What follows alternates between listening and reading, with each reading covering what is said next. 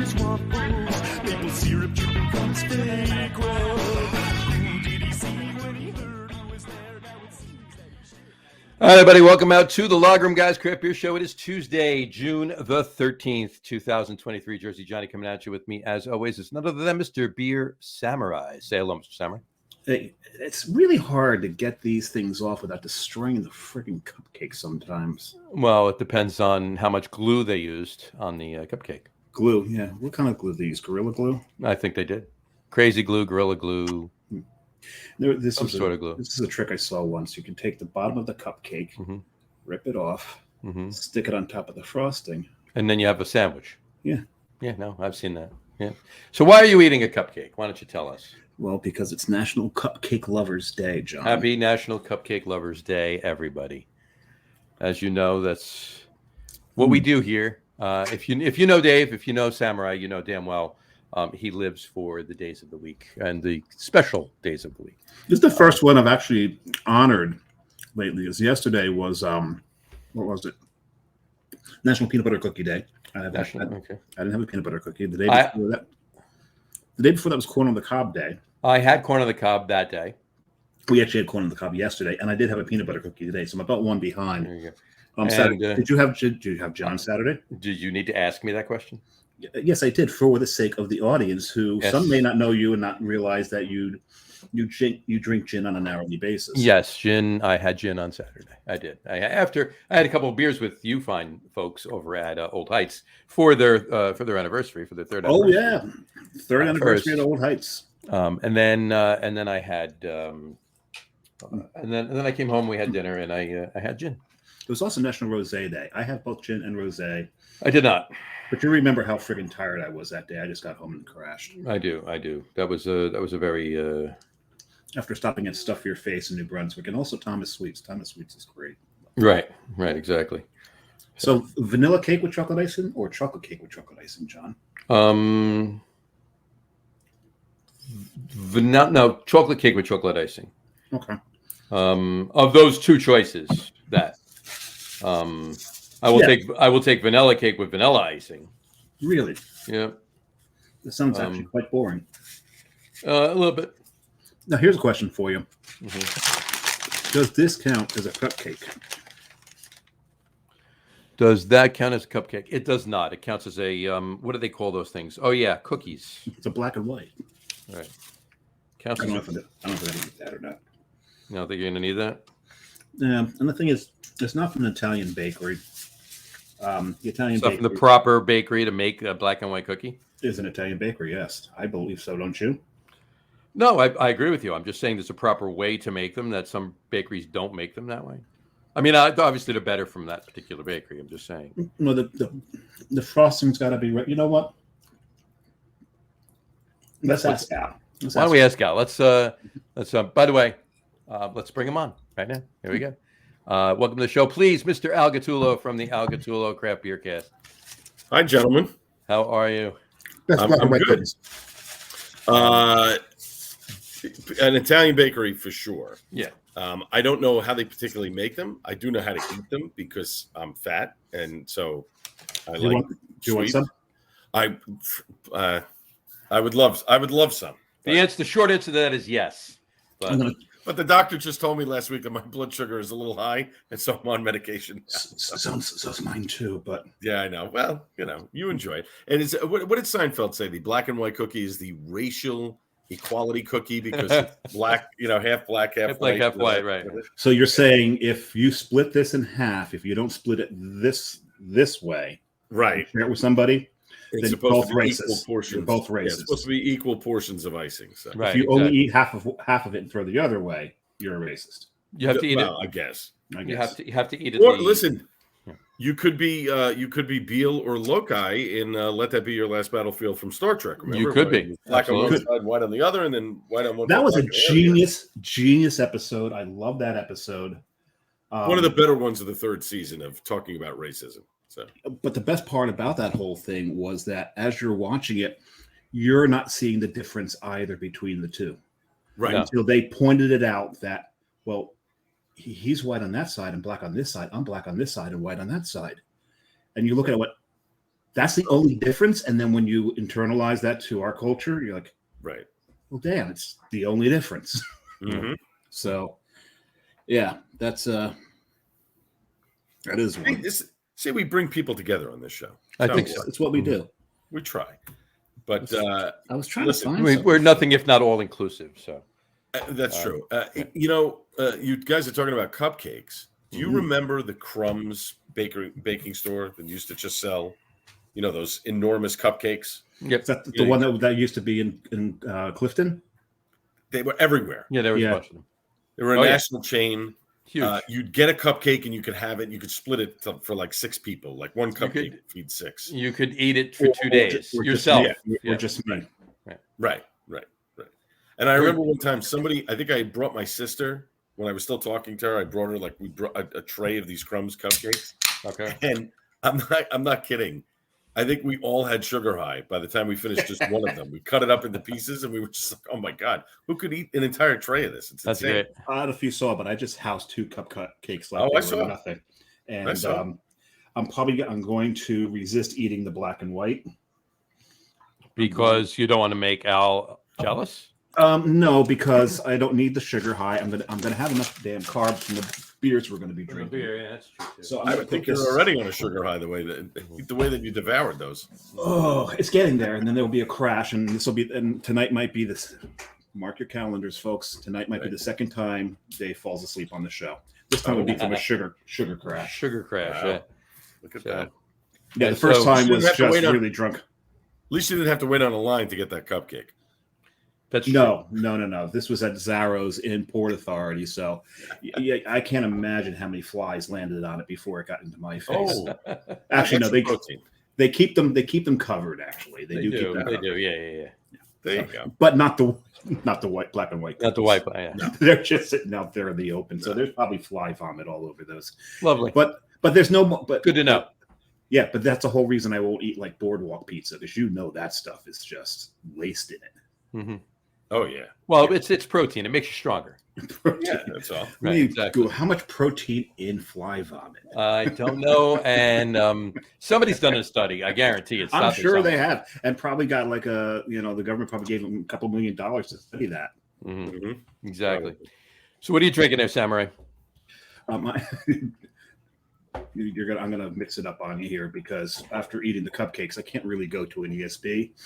That's not gonna work. So I went to the because we just talked about Old Heights being their 3rd anniversary. John and I were down there. James was down there. Mike Kivovitz was down there with some of his NJCB people.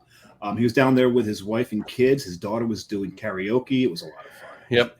Yeah, he wanted to do like he wanted to do several times. Asked me to go up and do Ebony and Ivory with him. Yeah, I forget what he wanted James to do with him, and he wanted me to sing with him as well. And we're all like, I think he wanted James to do Paradise by the Dashboard Light with him. "Oh, that would have been hilarious! I would have paid money for that." Oh my God. Mm-hmm. But we all basically told him to leave us alone. We're drinking. In fact, I honestly think we just never answered him. He just kept asking. No, James and I answered him very, very. The first time I answered him, but then I didn't answer him after that. But it was a good time. They released 4 beers. I bought 3 of them because, as John knows, I'm not a huge wit fan. But they released 3. This is one of them. It's called Let's Dance. Cool. It's the Strong American Porter with coconut. So it's the only of the 3 that I had that you can actually follow a cupcake with, I think. Yeah. I would say that's probably the best bet there. Al, you drink anything? Nice. Water. That's it. There you go. Doctor's orders. There you go. Well, not really, but it is a school night. And I was drinking last night at the Asteroid City movie. Yes, I saw that. Saw That was that. great. Yeah. That was great. The lager. Let me tell you something. The lager from Dogfish Head's fantastic. Is it? Yeah. It's really good. It's apparently a limited release. I think they're going to have it. They're going to have it at the Alamo Draft Houses in New York. You can get it at Italy in the Flatiron District. I don't know if you can get it in stores. It's Wait. going to be on tap. Italy in the Flatiron District? Dave, do you know where that is, Dave? That's the first floor of my building. There you go. I just have to go downstairs, walk outside, walk around, and boom, I'm right in there. So there you go. So you That's can where I get get it there. That's where I get my coffee every morning. There you go. Fair Okay. enough. I can So you swap can get it coffee out there. of lager. And then they'll have it on tap, obviously, at the Dogfish Head tap rooms. They're not really sure if they're going to do it in a widespread release. I think it's just going to be limited to now. Apparently, I interviewed Mariah Calagione. She's going to be on the show this week during the Suds and Duds segment. I did a couple minutes with her. They were gracious enough to let me interview her for a couple minutes. And they know the owners of the Alamo Drafthouse Theaters. That's how the whole connection happened. And they basically said, we want you to make a beer for the movie. Wes Anderson found out about it, and he said, oh, that's great. Do that. And they had the whole entranceway when you walk in was all done up like Asteroid City. Nice. So you could take pictures. They gave us all a lunchbox we could take home with a little thermos in it. The bar was set up like really? Asteroid That's cool. City. Yeah, you know what? I actually have.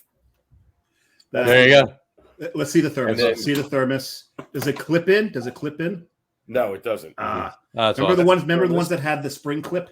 Yes. Oh, yeah. Oh, I had those. Oh, yeah. A keychain, an alien keychain. Very Nice. nice. They gave you a postcard, Actually, that keychain looked like Kinda cool. Kivovitz. and then Pulls an apple for the teacher out of there. I'm going to be psyched. no. So it's pretty cool. It was a fun event. and a bologna sandwich. And, No bologna sandwich. But the cool part was right before the film, Wes Anderson and Jason Schwartzman came into the theater and talked with us for 5 minutes. Which Nice. was really cool. That's Which awesome. I knew Wes Anderson was going to be there. I didn't realize that Jason Schwartzman was going to be there. So it was really That's cool. good. That's cool. That's Yeah, it cool. was a lot of fun. hey, it's another Jason's birthday today. It is another Jason's birthday today. So happy birthday to Mr. Jason Voorhees. This is his birthday today. It is. Wow, look at that. Happy birthday. The data extraction from classic horror movies. Exactly. He's at work right now. Exactly. Celebrating. And it's funny. I'm gonna go check to see if my doors are locked. Be right back. You check this. Yeah, really. All of a sudden, See a guy with a mask. We'll warn you. Yeah. If there's right out of the darkness right there on the side, just like this hockey mask comes out, that'd be great. That door opens right there. There you go.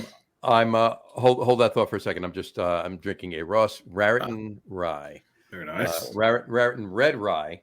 I have to make sure you say it's red because it's pretty friggin' red. It's pretty friggin' red. Yeah, It's good beer. it's good I've beer. had it. Very good. So Now, Al, do me a favor.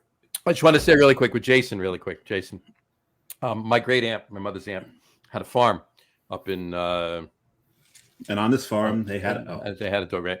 Up in Hope, New Jersey, and now they filmed Friday 13th at Nobi Bosco at the Boy Scout camp. That was Crystal Lake. And that was but there was a Camp Crystal Lake, which was across the street from my aunt's farm. Okay. So they took the name of that camp and used it at Nobi Bosco. So anyway, There you go. and a lot of the beginning scenes where they're driving in, they're driving into that road that the actual real Camp Crystal Lake is on. The church in the beginning of it, that was just down the road from my great aunt's farm. Anyway, Cool. just want to point that out. But I wanted to ask Al something. Mhm. Say again. I caught this a little early. I don't want to make sure I heard it right. Say again the common name for H2O. Water. Okay, you said it. You said it in New Jersey that time. Okay, last time I could have sworn you said water. Okay, hold on. Let me see if I can reenact it. Water. No, see, that's the Jersey way. Thank you. Okay, Water. you got me worried there for a second Water. that you weren't a Why? Jersey Why? boy. Because it's the way we say it. It's water. It's WERTER. I got a seltzer here, which is carbonated water. Water. That's how you can always tell someone's from Water. Jersey. It's not water. It's not water either. It's not water. It's not water either. It's water. It's water. Water. Right. Just checking. What's that city that's in northern Jersey? It's in Essex County, like eastern Essex County, Newark. where the airport is. Yeah, Newark. Newark. Newark. It's It's one syllable. It's Newark, but it's Newark. Newark. Newark. Newark. Newark. Nanu. Right. Anyway, North. So- But Newark. speaking of Jersey, I mean, there's a lot of stuff going on. a lot of stuff going We've got on, some. so- We got some news. You can see Johnny's banner. There's so much beer news, not enough brats. Right. That's your fault. That's my. I got to go buy more brats. I know. You're out of brats. You ate them. I'm out of brats. I did. I ate them all on Sunday. That's the problem. That's because you're a spoiled brat. Right. Well, I'm spoiled with brats, but there you go. The good news is obviously in the New Jersey legislature, the bill got out of committee in the Senate, which is great. Yep. So now there's two more. What is it? It goes to the Assembly first for the vote, and then I guess the Senate for the vote, and then it goes to Murphy's desk. So look, there's 2 weeks left of the legislative session. My guess, yes, I think they will. I've talked to a couple of people who have spoken to their legislators. And they basically said, yeah, this thing is pretty quick, fast track that it's gonna get there. The fact that it was a 5-0 vote in the Senate is no surprise to me. I mean, Senator Gopal is a huge supporter of craft breweries. I'm very happy that it went 5-0. You see him in photos of craft breweries all the time. We'll have him at the grand openings. We'll have him at the grand opening. So yeah, he's a good guy. I've interviewed him before, and he's just he gets it. He understands the brewery business. He understands the economic impact for the brewery. So it's a huge deal. I have a feeling that I don't think it's going to get done by the end of this week, but I think certainly by the end of next week, I think it'll get done. Yeah. I don't think it's going to go to the wire. There's other stuff on the governor's plate that's probably going to go to the wire, and I wouldn't be surprised if there was a delay in signing everything for the budget. But I think this law will pass and get on his desk. And he will sign it. So, and not for nothing, everybody out there who has been paying attention, who's been on all the craft beer sites, who have signed all of the what you call it? I just lost my word. The petitions. That's the word. My God, that's all right. I told you, sugar. No more thinking. It's the sugar. It's the cupcake. No cupcakes. Who signed on petitions? Thank you. There was a lot of pressure put on your lawmakers, and you got to keep contacting your lawmakers. It's not done yet. It has to get there and get voted on. But the fact that it's out of both committees without too much of a delay is huge news. So, I mean, there's a good chance that this is going to pass, and that's great. Yeah. Let them know that you all feel that the current state is unacceptable. Yeah, I think they get it. I really think they get it. Finally, after enough time, they've finally gotten it. So that's good. Agreed. It's about time. Took long enough. 100%. Exactly. 100%. But then the other big Jersey news. Other big news is even more interesting. So curiouser. Yeah. So Flying Fish was supposed to be acquired by Cape May Brewing. Right. They had announced the deal at the beginning of May. I had reached out to Cape May. I'm good friends with most of the people down there, and said, look, I'd love to get Ryan on to talk about it, discuss the deal, et cetera, et cetera. We've talked about it on this very program about things, that they could do, expand the exit series, start from the Parkway at 0 and work your way up and blah, blah, blah, and all this other stuff. And they told me, yeah, sure. We'll we should be done by the end of the month. We'll call you. We'll set up a time. Okay, great. So the third week of May, I reached out to Cape May and just said, hey, any chance Ryan's available next week to talk, 10 minutes, et cetera, et cetera. Not a word, silence. So that got me a little worried. I said, okay, they're usually not like that. They're very responsive. You don't hear anything. Then all of a sudden, 2 weeks ago, here comes River Horse and Duclaw merging. And that was the one that sort of took everybody out of left field. Nobody expected River Horse to be acquiring Duclaw. No. But in some ways, it does make sense when you look at that deal, because River Horse is going to make the beer in Jersey. It's cheaper to ship it from Jersey as opposed to bringing it up from Baltimore. And Baltimore's in a lot of trouble when it comes to breweries. I mean, Flying Dog shipped their beer up to New York. Yep. You got Duclaw shipping their beer up to Jersey. Guinness closed. I mean, that's a big deal. That's huge stuff. But anyway, that's a deal that sort of made sense, even though people were kind of scratching their heads, like River Horse Duclaw, like it doesn't really. But when you peel back the layers of the onion, it actually does make sense. It does make sense. They have the room at River Horse. They have 100-barrel tanks. They can make the product. They have enough space in there to add even more if they need to. So And from what I'm hearing is Duclaw is going to pull back part of their distribution footprint. So they were in, I think, 25 or 26 states, and they were in a couple places around the world. I think they're going to pull back some of the state distribution stuff. I think they're going to kind of narrow it down to maybe 12 to 15, somewhere around there. Don't quote me on that, but I think that's where they're looking. They're going to pull out of states not really doing well. They'll pull out and concentrate on the places where they're making decent sales. But then today we get the news that Cape May has decided not to move forward with the deal with Flying Fish, that they've nixed the deal, saying that the numbers aren't working. And if you read between the tea leaves, I'm wondering what's going on here, because I heard from a very reliable source that Cape May wanted to buy Duclaw last year, couldn't get the deal done. Now they're trying to buy Flying Fish, didn't do the deal. Why? Is it a money thing? I can't imagine that it's a money thing. Right. They have Cape Beverage. They're distributing other beers from other companies. They're obviously making a piece of the pie from that, in addition to their own sales from Cape May. Sure. So there's something going on here. Why this thing didn't happen? Why they decided to pull the plug? And in some of the forums, one of the guys who apparently works for Cape May or used to work for Cape May basically said that somebody changed the baseline of the deal in the 11th hour. All About Beer, who broke the story, they said maybe they should talk to Flying Fish management. So I'm wondering if Flying Fish came back and said, hold on a second, we want to do things this way. And they said, no, we're not going to do that. Could have looked at the terms of the deal from, River Horse technically didn't buy Duclaw, right? They merged. Right. They merged of sorts. Obviously, River Horse is going to be getting, it's not like they're just contract brewing their beer, right? They're brewing their beer. Right. It's a merger of sorts, right? But it's not. They didn't buy them out. Duclaw still exists. It's an entity. So correct. Flying Fish was not going to. Cape May was going to. Whether they left at Flying Fish or not, it was still Cape May owned, right? Is Duclaw's brewery still going to be there? Yes. Yeah. From what I'm hearing, the brewery is going to stay there, but they're not going to be brewing the beer from there, or they'll brew some limited stuff there. They're not the tap room. So the tap room staying there. Tap room stays with one-offs and seasonals.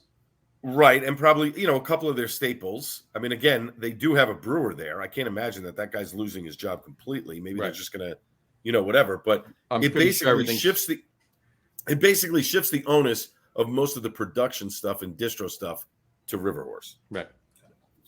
So right, and then it allows River Horse to be a little more different. Hey, you know what? Now the Cape May, that deal has fallen through. Maybe Cape May will look to acquire Heavy Seas if everyone's running out of Baltimore. Right. Well, I don't know. I don't know about that. I think Heavy Seas has done very well. They're doing well. That's just a joke, not a conjecture. Yeah, they make good stuff. And I believe their tap room has a restaurant. There's other assets there that they have that is not that much of a problem. But this whole thing with Cape May and Flying Fish, like if they were going to eliminate Flying Fish completely, I wonder if Flying Fish was like, oh no, wait a second, we want to continue the brand. Like we just want you to buy. Like again, I don't know what the financials were going to be. I don't know who was. Obviously, Cape May was not hurting in terms of money. No. They're making money. Flying Fish wasn't. It would have been a mistake for them to discontinue the Flying Fish brand. There's visibility there, and as we talked about, if they expanded the Exit series, I really think that would have revitalized the brand, gotten people excited. So if that was part of the deal, then Cape May made an error. Right. Somebody made a comment today that they love the Exit series. They were trying to get every exit or whatever in this and that, and then suddenly it stopped. They shifted things to 6-packs and this and whatever. So it was a good concept. They just couldn't see it all the way through, and then they started to have. It was probably right after that they started having their issues, whether it was financial or otherwise. Before the pandemic. It's even the Exit series that they brought into the 12-ounce bottle format. Even those lost something, right? Because Redfish was the Rutgers beer, right? And it didn't scale down to the smaller bottle well, right? It's not as a bad beer. It's just nowhere near as good as the Exit series was. But you know what, too? I'm sorry, John. I think that the concept of having it in big bottles was the right move. I think they were at the very tail end of when breweries started to shift from those big bottles to small, going to 6-pack bottles and et cetera, et cetera. The cans hadn't really made an explosion yet, but I think people were like, I can't drink all of this in one sitting. It's too big. Please of a don't say bottle. exploding cans. Oh, sorry. I had an incident. Cans were exploding, right? I had an incident last week. So I think I think again, it was poorly executed. It was that, and that's a big problem too. And to your point, Dave, I don't, they had to do something to the recipe, right? Because I mean, if they're brewing a beer that's going into, 750 milliliter bottles, and then they decide to stop that and put it in 12-ounce bottles, it should be the same beer. Should be. There should be no reason that the beer tastes any different whatsoever. It's not like one's bottle conditions, the other isn't. They're both capped. Right. So it had they had to be changing whether it was, and I'm speculating here. I certainly don't know. But they had to be changing ingredients, changing this. Maybe it wasn't even like a matter of cheapening out, if you want to call it that, or whatever. Maybe they just decided to let's adjust this. Let's take it from an exit series, calling it Redfish. Let's put it in smaller bottles. We need to adjust it a little bit.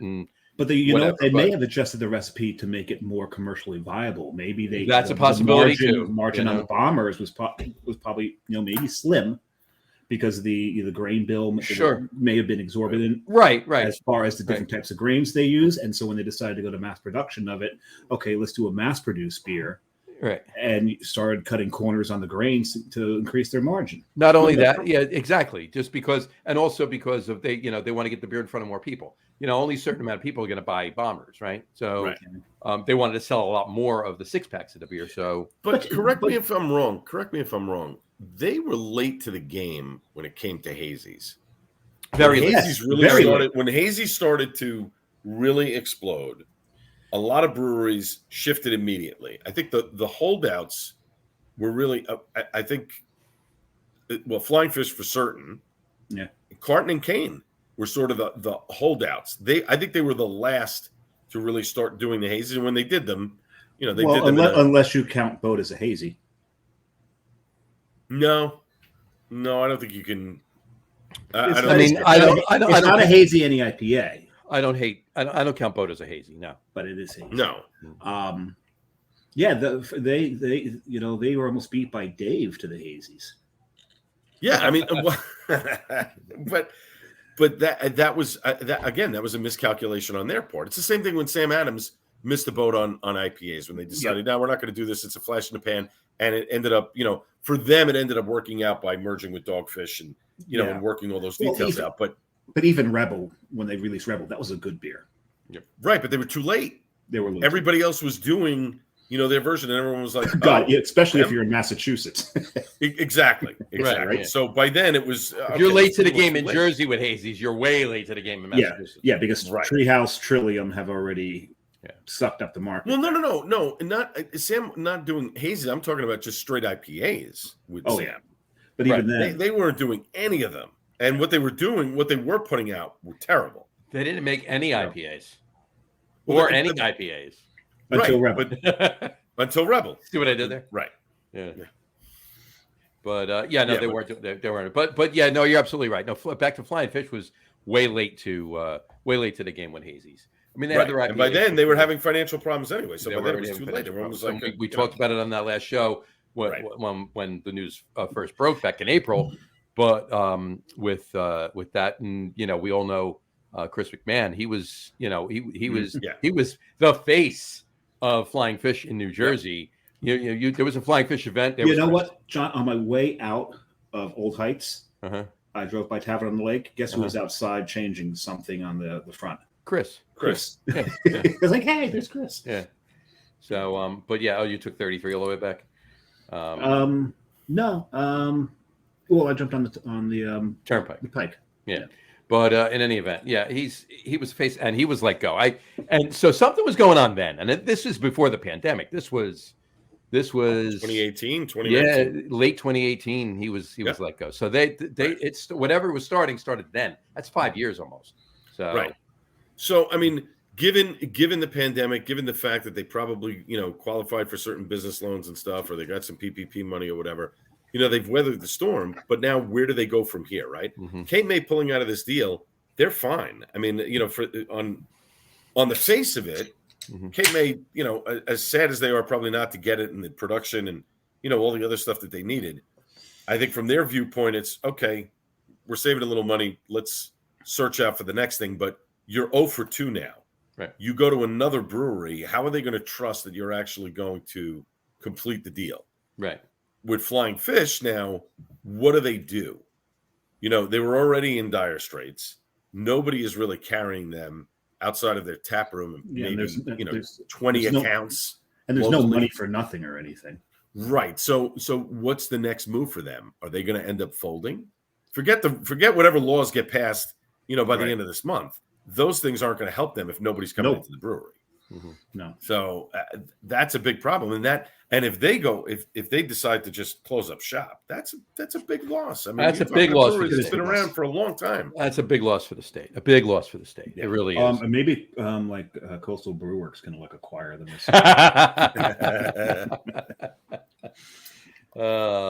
We can. Hey, Coastal Fish Brewworks. Coastal Fish. Hey, wait a second. You've got fish. You got coastal. You've already both have some marine elements in your names. Flying Coastal Fish Beer Works. And John, since Coastal Brewworks will be right off the Parkway anyway. Sure. You can do the Parkway series. You can do the Parkway. We'll start with We'll start with exit 105. Right. And then branch out in each direction, little by little. Right. And as you get north, the beers will just get continuously worse. Wow. Smoggier. So I was going to say, you go north, there's stouts and porters. Right. You go south, your crispy lagers and right. Oh no, because just remember. That makes sense, Al. I like remember the Parkway, and Al knows this better than I do. The Parkway goes through Linden and Elizabeth and all kinds of interesting odors. Oh yeah. As does like the keep your window turnpike. shut. Right. Right. The other day, I'm driving and I'm on the turnpike and I'm just approaching Linden. I'm just approaching the refinery, right? That's where it starts. And exit 13. And I always have my own, and I had the AC on, right? So I'm like not even thinking about it. I got the AC on, and I don't know what possessed me to look down. I looked down at the AC. It's not on and recycle. It wasn't on recycle, and I always have it on recycle. It wasn't. I'm like, thankfully, I saw it now, and I just reached over really quick. That would have sucked because then it would have been in the car and in the filter. I'm like, right, good move. But yeah, no, I thought you were going to say that the beers were going to get slower to drink the further north on the Parkway you get. Slower to drink. Yeah. They're going to get more and more viscous. They're just going to very viscous. Lop out of there. Right. It's like that Saturday Night Live routine with Bill Murray when the ketchup goes all over the plate and then he opens up the bottle of swill and it's like pouring out like pulled out of the shores of Lake Michigan. I mean, it's sad that the deal fell through. Obviously, there was something going on at the last minute there that it didn't happen. I heard from other sources a few weeks ago about some financial stuff. Mm-hmm. So maybe it's a combination of both.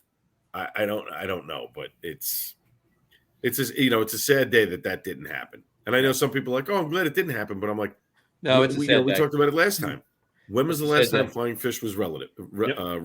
This isn't something. This is something that Flying Fish needed.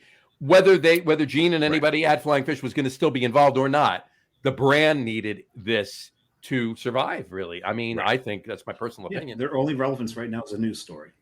Right. Correct. 100%. Well, so I have my second, John. What did you have? Well, as we mentioned, Mike Kivovitz was at that third anniversary. Mm-hmm. And the reason he was there is NJCB, who are probably even bigger collab whores than Coastal Brewworks. What are you trying to say? Nothing. They did a collab with them for the third anniversary, NJCBGB. Mm-hmm. Nice. I like that. See, 315. That was the address, right? And I'm drinking the same thing. So there we go. Nice. Gotcha. I got a really classy glass, though. Very nice. Yeah. Very classy glass. I'll ask Samurai first. What does CBGB stand for? Oh God, I knew this at one point, and I think if you walked into that club, any member you had got erased. I can't remember. I really cannot. All right, Al. I don't. I've been there plenty of times, but I never really remember. I did know it at one point, and I've completely forgot it. My band actually played at CBGB's several times, and but I once Oh, I just looked it up. I just looked it up, and it makes that's now. Once I made sure I stayed sober enough to remember what it stands for. CBGB is Country Bluegrass and Blues. It's actually Country Bluegrass Blues, and OMFUG is and other music for uplifting gourmandizers. Oh, gourmandizers. Well, that's CBGB OMFUG. Country, bluegrass, blues, and other music for uplifting gourmandizers. And I always thought that was OU. Oh, never mind. Oh yeah, and that's OU812. OU812. Yeah. Yes. I like For Unlawful Carnal Knowledge better. But. Yeah, That's when I met the band. That's when I met the band for the first time from that album. That was was epic. And that is a myth. That is not what it stands for. Well, it was not an acronym. It stood for that on that album. Yeah. But anyway, but the origin of that word is not from an acronym in English. Right. No, it's not. Okay. If anybody, common sense. That word comes from fricken. It's a German word, fricken. That's right. To strike. Fricken. Fricken. Yeah, that's where that comes from.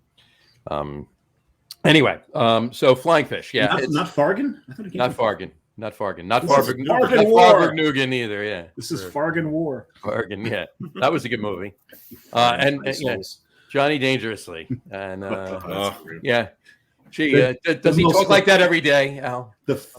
Once in a while, he'll drop some references. And I mean, today we were talking about obviously Dead Heat because of Treat Williams passing away at 71. Right. That sucked. He was pretty shook up about it. A lot of people were. I mean, that was horrible what happened to him. Motorcycle accident. He was riding his motorcycle up in Maine. Apparently, car turned, they collided. Not good. So not good. The motorcycle always loses. Yes. Unfortunately, horrible. That sucks. He was a good. I liked him. He was good. Good Joe said they got along very well on Dead Heat. They had a lot of fun together. They really liked one another. So nice, good stuff. But shame. Yeah. But all right. So to wrap Flying Fish up, hopefully, whatever. Well, I mean, the words will come out. Stories will come out. Whether some of them are right, some of them are wrong. Something will be right. We won't know what it is, maybe. But whatever happened with the deal is one thing. But on another note, I just hope somehow Flying Fish, however it may happen, figures out a way to keep the brand alive. In my opinion, I think this is the death knell for Flying Fish because without some other source of what's that? I don't disagree with you. No. Yeah, I think without some source of revenue or funding or whatever, or a complete change, and they had been losing people and laying people off, and an acquisition, right?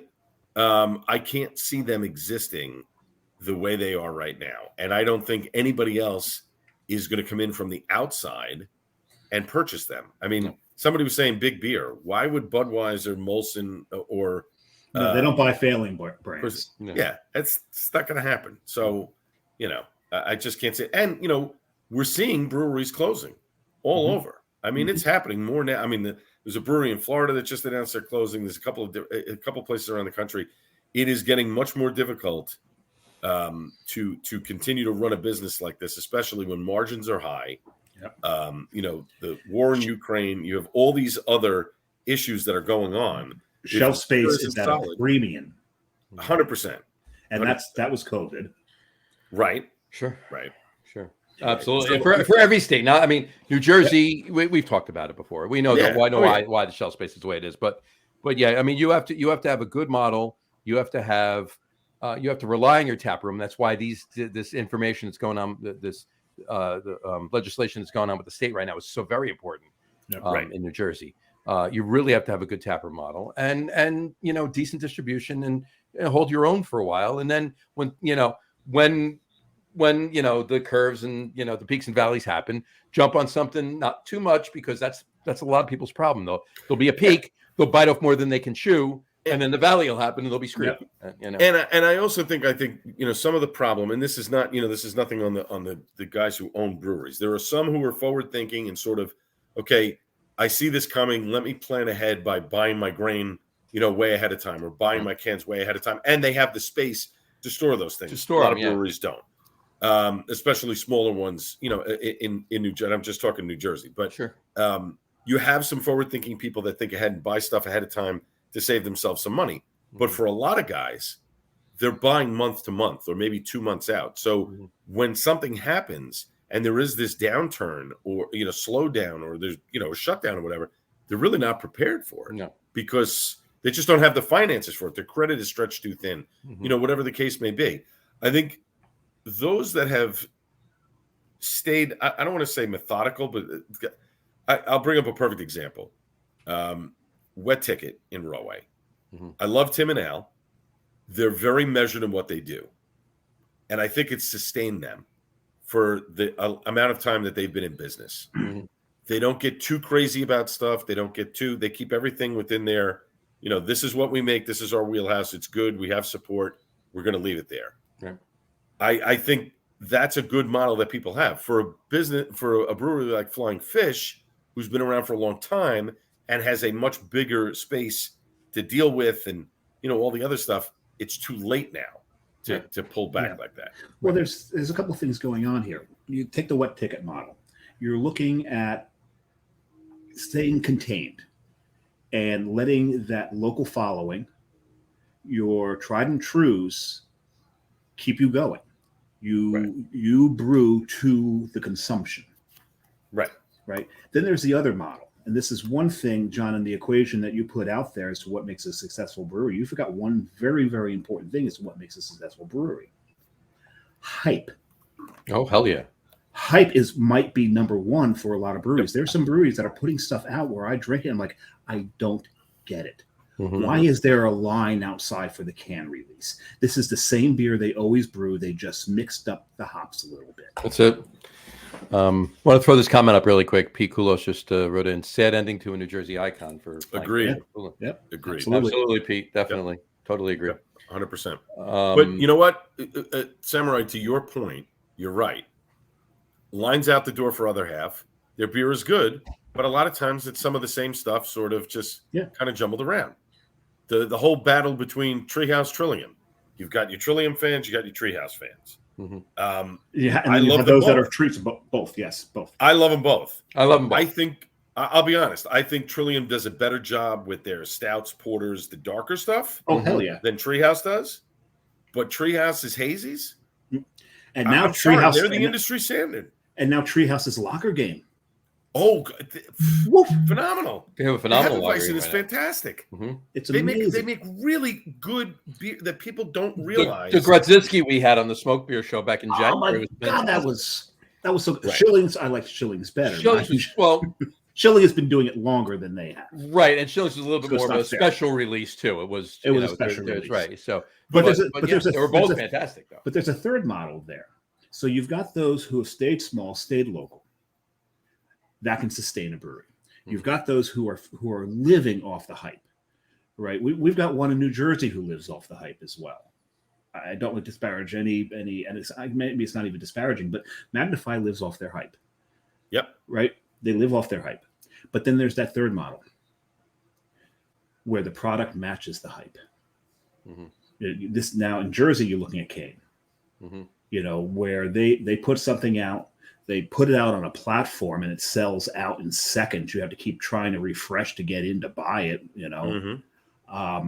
There's lines. They just redid their tap room. I think not advantageously. The only advantageous thing is they have 2 more bathrooms. However, I was just over there talking to Glenn the other day, and they are going to reopen the beer garden too.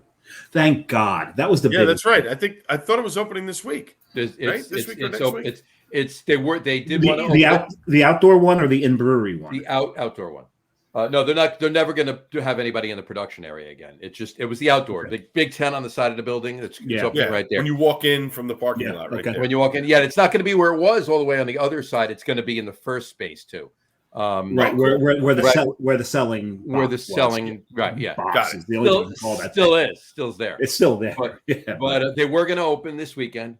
But I believe either the tasting manager, marketing manager, somebody was on vacation this week, so they decided to just get everything done, and they're going to open next weekend. Well, the ebb and flow of that brewery, first of all, is awful. The traffic, the movement of traffic through it of the new tap room, I think is awful. The acoustics are horrendous. you can hear everybody talking all at once. And it's, for me, it was one of those people who did not grow up in an Italian household and used to it. It becomes overwhelming.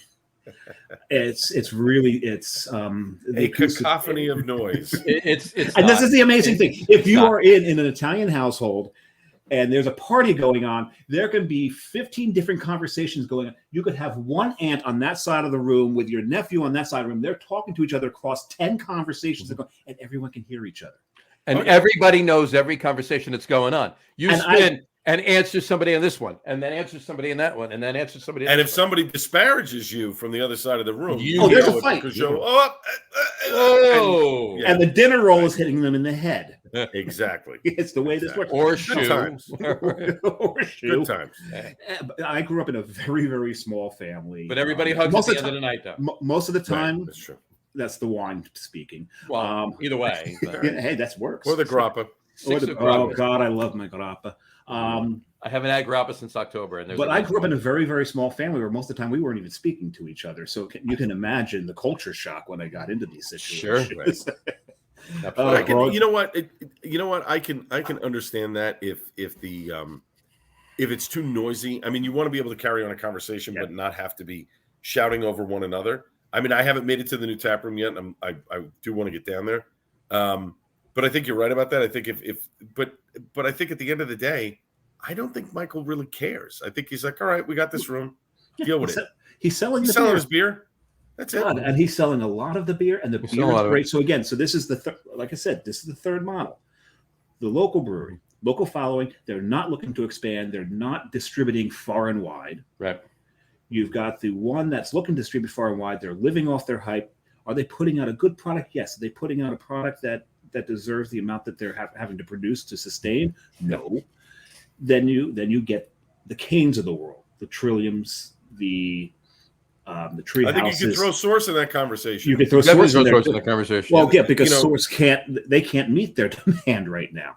Right, but the thing about them is their tap room. People want to go there, and they've expanded little pieces of the outside so that they could keep things moving more, and at least keep people, going in there. It's still a destination for people. It is. It's still a nice place to go and enjoy the day and especially if you like cider, donuts, and pie, you just walk next door. And there's a distillery right there too. And there's a distillery which I've never walked in because I want to drink too much at Source. I don't want to go to the distillery, and I got a long drive home. I'm not 10 minutes from there like you are, John. No. But that's understandable. But and I can always get Carrie there because I'm like, hey, we're going to go to the Source. She's like, pie. She associates the Source with pie. On that note, I want to roll back and correct myself. Sometimes when you're running a business and you're putting some stuff together, one day blends into the next.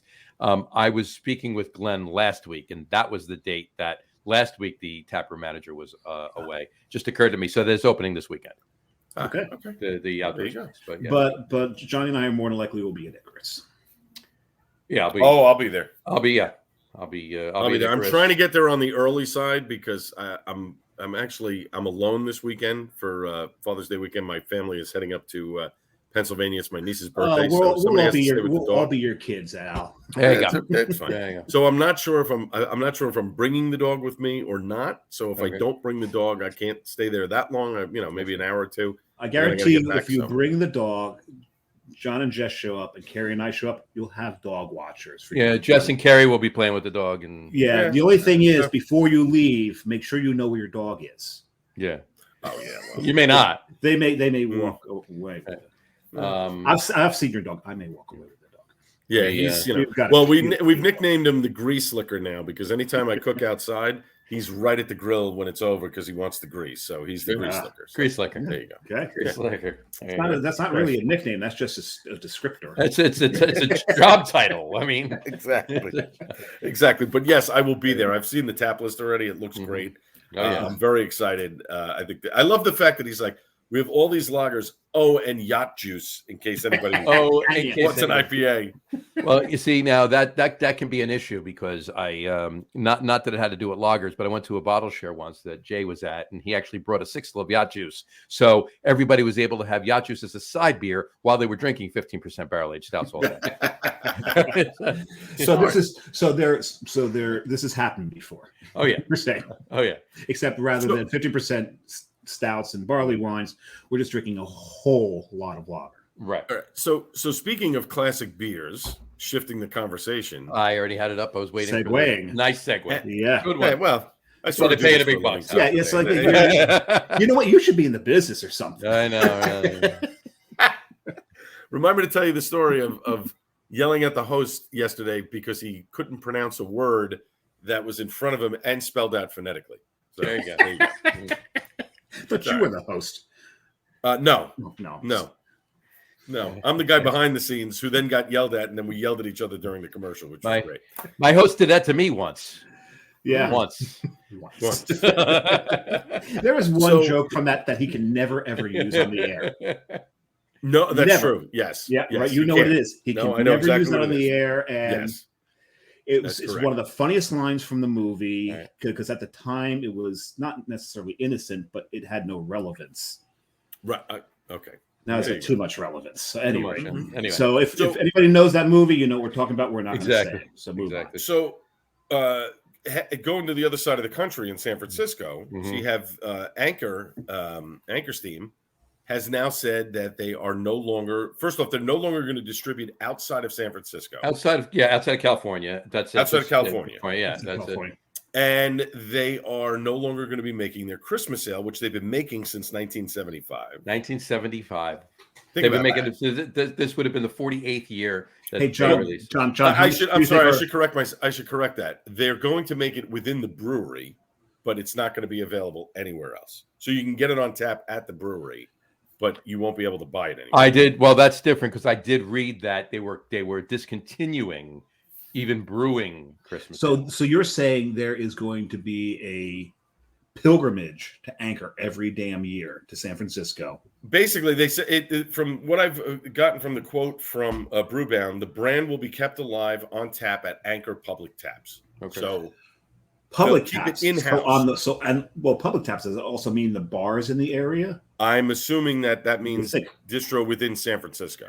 So this is going to be a kid. So you're going to see a pilgrimage to San Francisco, just like when Pliny the Younger, just like Pliny, gets young, and somehow or another, Monk's Cafe will get a sixtel of Christmas beer, probably. So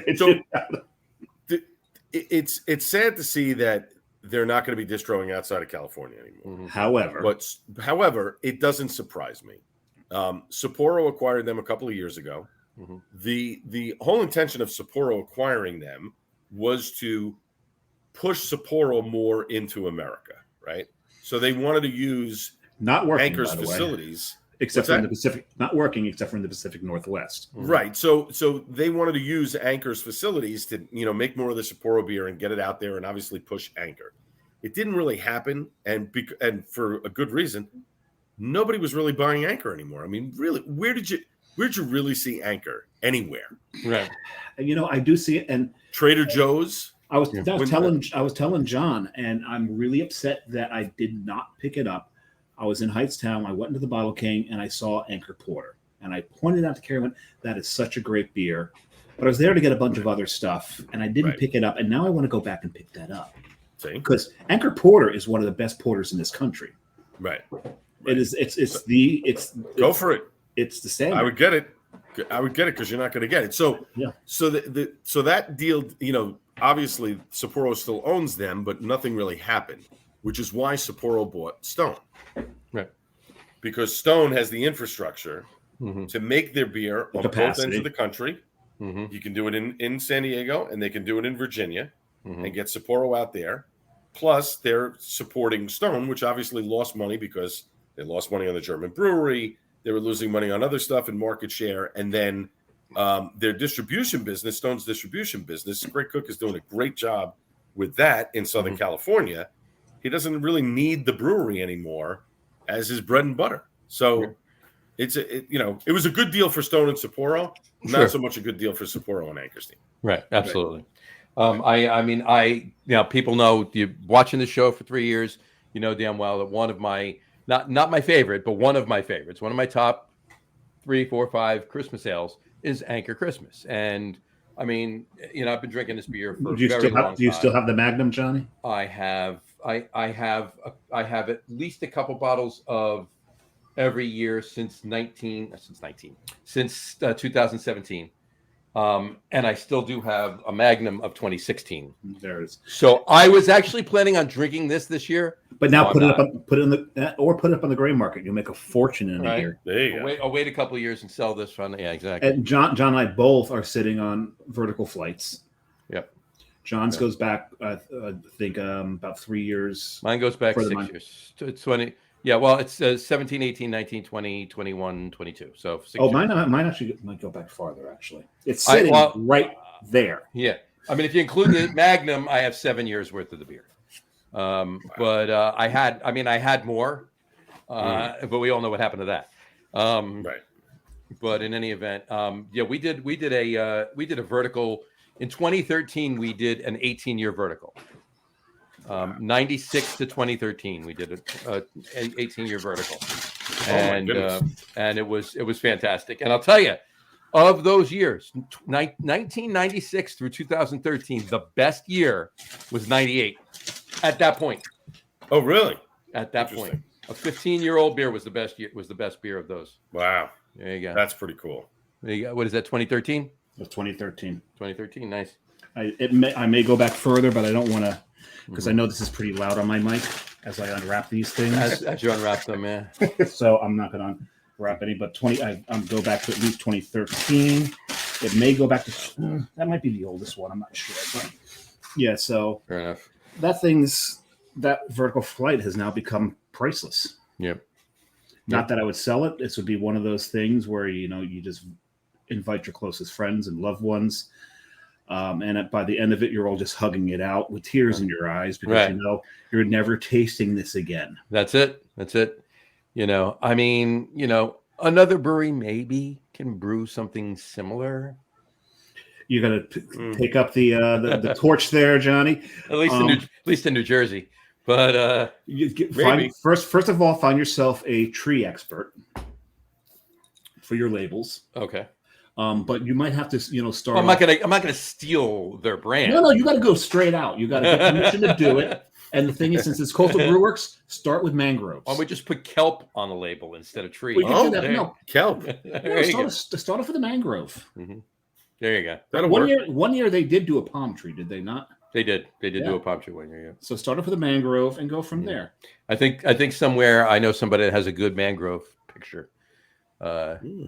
You may, or I may or may not. Where is that the one where the water is like right here and it's the below and the above? Below and above, yeah. Yeah, he may have won an award for that one. I think he might have, yeah. Yeah. Interesting. So, well, he's got to brew the beer, so he can figure out what he wants to use. You market it, he brews it. Exactly. Just shut up and brew, Matt. Exactly. That's All right. it. So yeah, I mean it's sad. It's more sad news in beer, and that's on a national scale.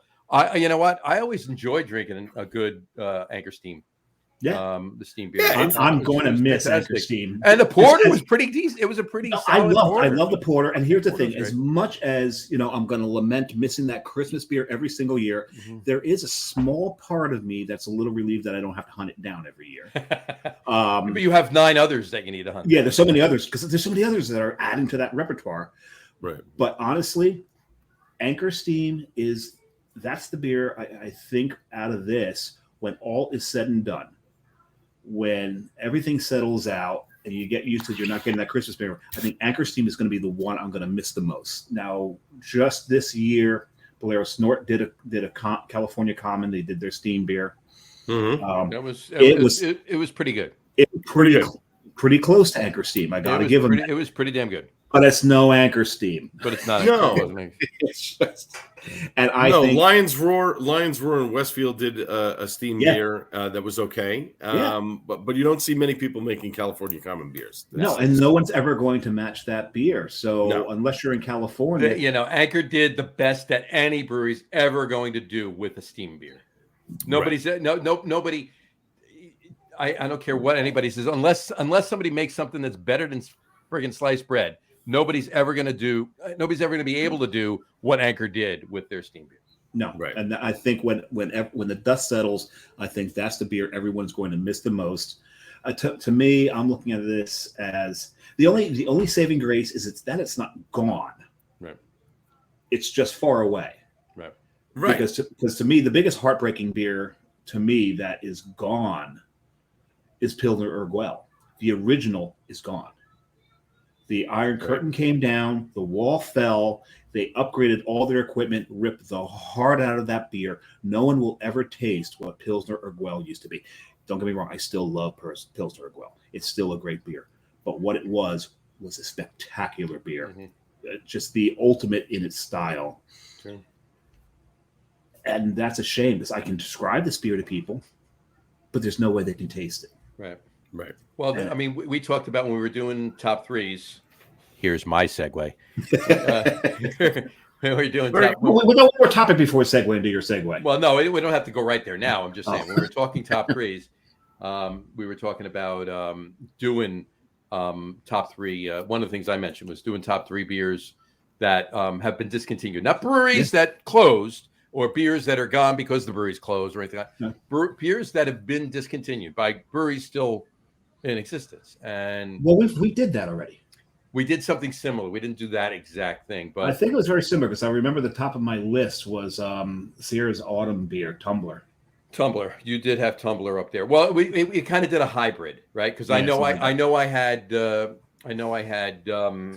stick and jab, stick and jab from Heavyweight, right? Yeah. And Heavyweight's gone, so it wasn't specifically that, but it was. I think it was the top three beers that you can't get anymore. You can't get anymore. It was like just that kind of a thing. Not specifically discontinued, but yeah, that's a good beer. That is, it's pretty good. It's actually a really good beer. Pretty tasty. So, what was the other topic you were? Well, this was something that you wanted to talk about, John. Oh yeah. It was these things. Yeah, I actually. Are those the biodegradable? They're compostable, aren't they? They're yes, those are compostable. Yeah. Yep. You can throw them in recycling. Yeah, and that's great. Well, you can throw the plastic ones in the recycling too, but the plastic ones, they still give off fumes. Well, but a lot of them, if you throw those in there, they don't recycle in the machines. The machines aren't equipped to recycle them. That's why a lot of breweries are asking you to bring them back. Yeah, right. So they steam them on over there. Right, so steam them and use them again. Right, they use them again. Right, they steam them to get rid of all the bacteria, and then they use them again. The ones you have are the ones that Old Heights is using. And the only problem I have with this, it's very difficult to get them out. Yes. Those particular ones that Old Heights uses, they're compostable and so forth. But I think that was designed that way because there's some that they have that are very flimsy and the beer falls out. Yeah. That's those. So now this is from Human Robot, and it holds it, but you got to be careful. If you move it around too much, a can's falling out. It's gonna pop. Dissolver does the same thing. Dissolver is pretty much the same as a Human Robot, and then Triple Crossing has 6-packs of them too. Oh, cool! And these are very flimsy though. But John, but you got to be careful. But they're only holding 12-ounce cans too. With these but do they go to 11? These go to 11. Okay, these go to 11. Right, exactly. These do. But I've been talking about this. We talked about this a couple of times. And then we brought it up again when we were, purchasing the beer at Old Heights on Saturday, which, by the way, did we actually say that? Alex, Brian, John, everybody at Old Heights. Oh, can you wait till I pour my third beer? I just finished my beer. Hold on. Wait. Hold on. Hold that thought. I'll talk slow. No. I'll talk about because I am pouring now. This is the ESB. So the ESB actually, believe it or not, will follow the Black IPA pretty well. It'll sweeten it up. The following will sweeten up a little bit, but so cheers to you guys. Cheers. Very nice glass. You like that glass? I like that glass. It's very cool. Hey, product placement for our sponsor. There you go. So, but yeah, I've been wanting to talk about these for a while because a lot more breweries are a lot. I can't say a lot. There's been a lot more. That doesn't mean a lot. It just means a lot more. I've noticed. You're seeing the number grow. Right, exactly. Are moving to these. I'm just curious because these are, the ones that Old Heights is using are just generic ones. They buy them and they use them, right? These are actual, they're branded. They're branded. Yeah. It's got Human Robot on it all the way around. The Dissolver ones, the Triple Crossing ones. So how much are they costing them per versus the Pactex, because Pactex, I can tell you right now, they're about 10 cents a piece. The question is, if they're using it, does the cost get transferred to the consumer? You would think so. I mean, yes and no, right? I mean, they're not gonna. Let's put it this way: if their price to retail is X, it's not going to be X plus 10 cents, or 60 cents, because if there's 6 4-packs, because of that, it's all rolled into that. But that X is figured out with all of the costs involved, including those. So I mean, it's part and parcel of it. It's so part of the overhead, so it becomes part of the margin. It becomes part of the equation, and your pricing model. Sure.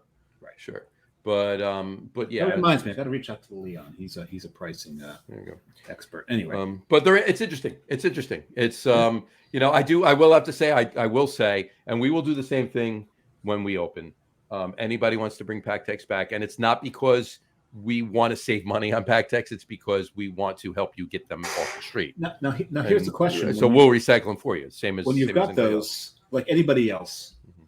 My collection of them right now is very multicolored. Like the flag that's very popular for the month of June. Sure, very multicolored. Some breweries like to use one specific color. I have a stack right here.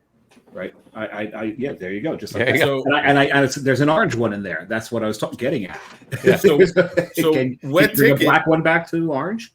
So Wet Ticket, if you bring a black, a red, or a green one, they will give you, I think it's 10 cents off of each draft that you buy.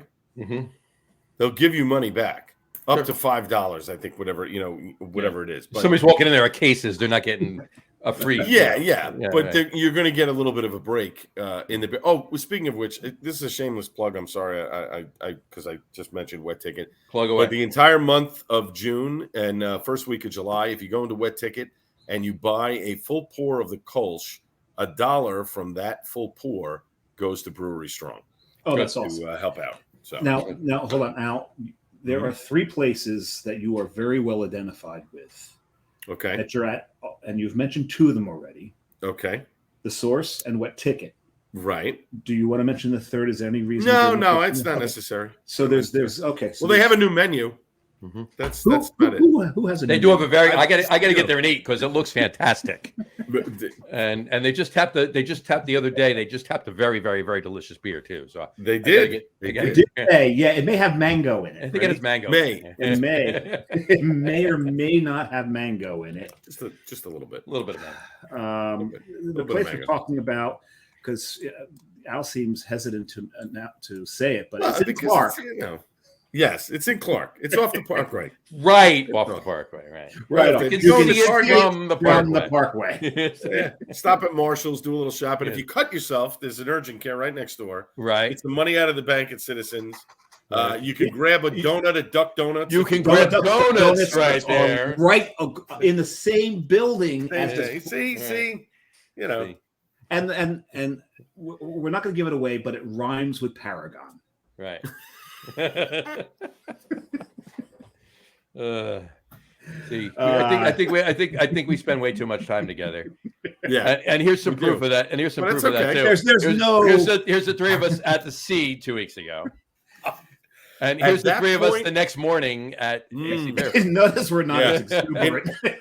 in 40-mile-an-hour winds and 50-degree weather. And we're not squinting because we're stoned. No, it's hungover. Because the wind is blowing. The wind was insanity. And notice there was no wind in here that night. No. See that picture at that point, I was probably 5 in.